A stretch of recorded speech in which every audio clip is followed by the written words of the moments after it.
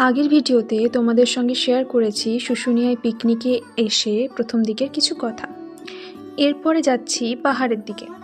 পাহাড়ে উঠবার আগে দেখতে পাচ্ছি সেই বিখ্যাত ঝর্ণা যেখানে বাঘের মুখ থেকে জল পড়ছে। এই ঝর্ণার জল একটু মাথায় নিয়ে নিলাম। আর এই রয়েছে বজরংবলী মন্দির। এই মন্দিরকে ডান পাশে রেখে সোজা যাচ্ছি পাহাড়ের দিকে।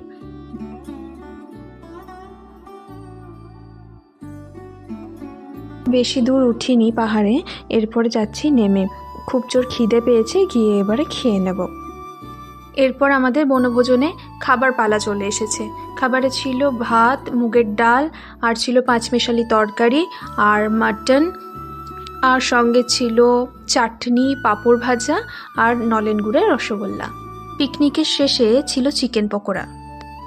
ফেরার পথে নিয়েছিলাম মহল থেকে টাটকা খেজুরের গুড় আর ছাতনার বিখ্যাত প্যাঁড়া।